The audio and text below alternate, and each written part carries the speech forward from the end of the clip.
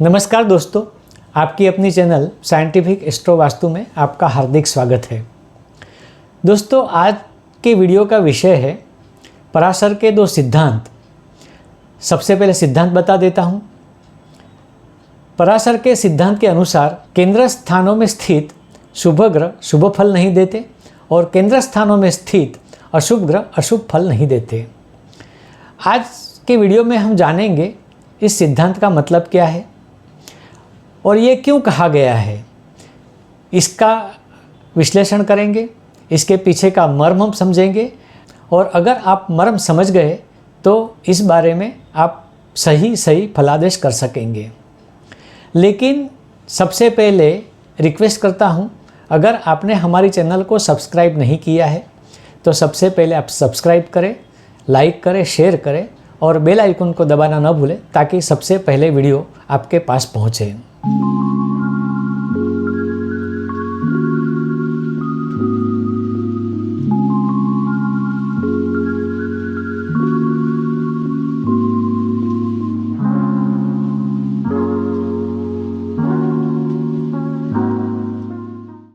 तो शुरू करते हैं, पराशर ने ये 2 सिद्धांत क्यों दिए हैं।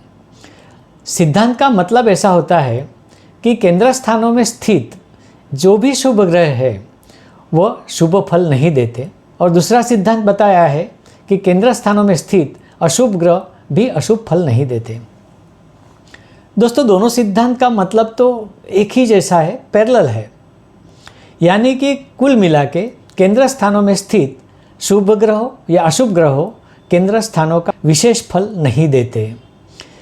तो जानते हैं ऐसा क्यों कहा गया है।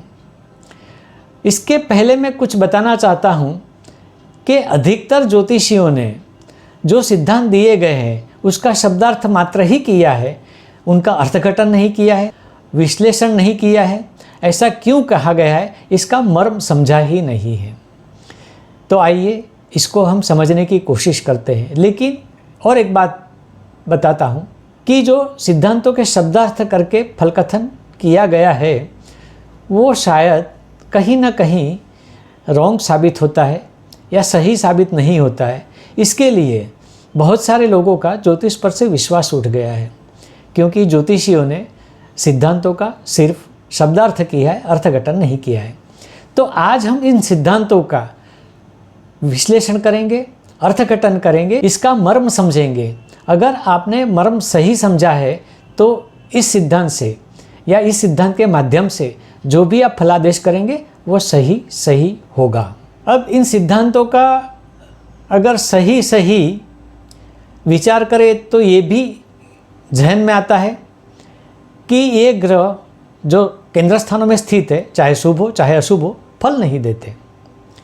ये तो हो नहीं सकता कि कोई भी ग्रह किसी भी स्थान में फल नहीं देता, क्योंकि सारे के सारे ग्रह फल देने में बाध्य है। आप ये भी कह सकेंगे कि लग्न स्थान, चतुर्थ भाव, सप्तम भाव और दशम भाव, इनका कोई मतलब नहीं है।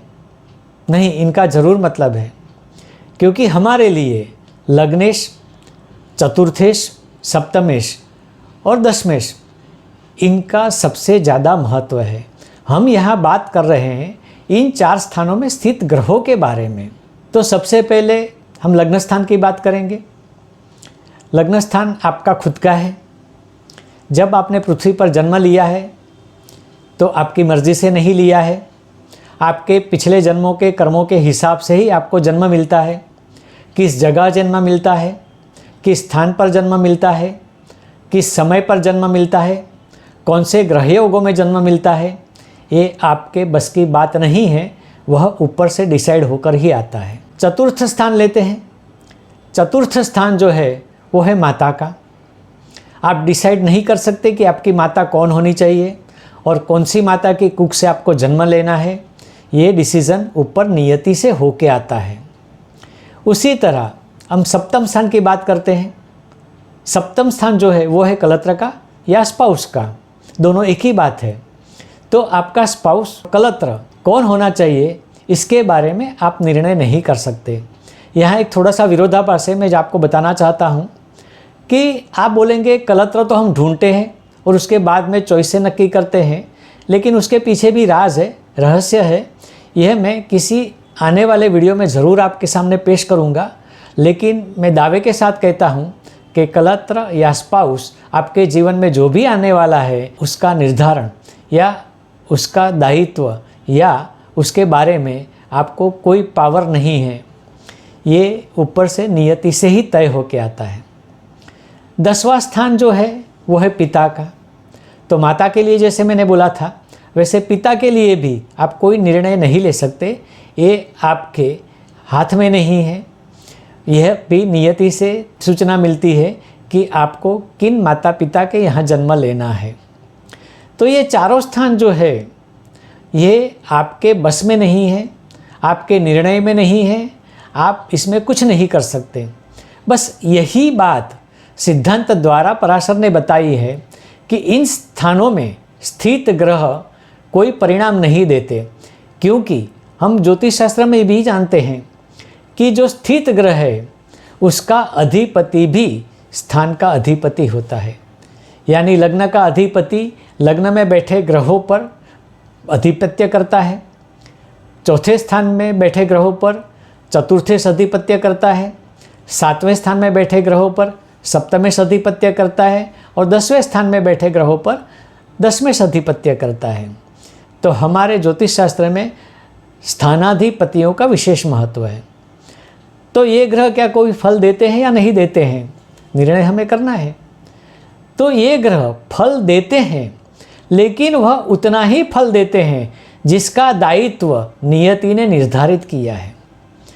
वह दायित्व जितना भी है उससे आगे या उससे पीछे, उससे कम या उससे ज़्यादा केंद्र स्थानों में स्थित कोई भी ग्रह, चाहे शुभ हो चाहे अशुभ हो, फल नहीं देते।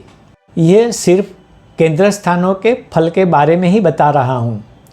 लेकिन केंद्र स्थान में स्थित ग्रह फल बिल्कुल भी नहीं देते ऐसा मैं नहीं कहूँगा।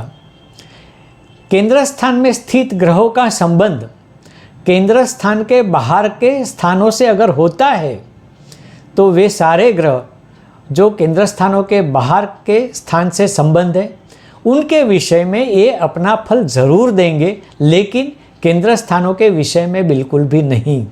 यह बात सबसे महत्व की है और यही हम भूल कर रहे हैं, क्योंकि हम जब बहुत सारे प्रश्न जातक पूछते हैं केंद्र स्थानों के बारे में, तब इन ग्रहों का उपाय हम देते हैं। परंतु ये ध्यान में रखना चाहिए कि इन ग्रहों के उपाय द्वारा कोई भी विशेष फल केंद्र स्थानों के विषय में आप प्राप्त नहीं कर सकते, परंतु केंद्र स्थान के बाहर अगर इनका संबंध है तो वहाँ उनके विषय में आप ज़रूर कम या ज़्यादा फल जो भी करना है वो कर सकते हैं। थोड़ा बहुत आपके हाथ में है, लेकिन ध्यान रहे यह केंद्र स्थान के जो भी विषय है उसमें केंद्र स्थान में स्थित ग्रह अपना एक्स्ट्रा विशेष ज़्यादा कोई योगदान नहीं देते, ये तय है। और इसी सिद्धांत के माध्यम से अगर आप कोई भी फलादेश किसी भी कुंडली का करेंगे, वह सारे फलादेश बिल्कुल सही साबित होंगे, ये मेरा दावा भी है। इसीलिए मैं हमेशा कहता हूँ कि ज्योतिषियों ने सिद्धांतों के शब्दार्थ किए लेकिन अर्थघटन नहीं किया है, और इसीलिए कहीं ना कहीं हमारा फलादेश गलत साबित हो सकता है। तो दोस्तों, जो भी सिद्धांत आपके सामने आए उसको समझिए, पहले उसके ऊपर चिंतन मनन कीजिए कि ये क्यों कहा गया है या तो ऐसा क्यों हो सकता है। अगर ये बात आपकी समझ में आ जाए तो ज्योतिष समझना, ज्योतिष में आगे जाना ये आपके बस में होगा। और कहते हैं कि ज्योतिष का ज्ञान बहुत डीप में होता है, आप पूरी ज़िंदगी वहाँ तक नहीं पहुँच सकते। इस अर्थ का मतलब भी यही है कि आप जितना भी टटोलोगे, जितना भी चिंतन मनन करोगे, नए नए अर्थ आपको मिलते जाएंगे। इसीलिए आपको कभी भी शब्दार्थ पर चिपके रहना नहीं है। आशा करता हूँ आपको यह वीडियो पसंद आया होगा। इसको लाइक करें, शेयर करें। फिर एक बार दोहराता हूँ, अगर आपने सब्सक्राइब नहीं किया है तो सब्सक्राइब करें, बेल आइकन को दबाना ना भूलें। और आज के वीडियो में बस इतना ही, अगले वीडियो में फिर मिलेंगे। नमस्ते।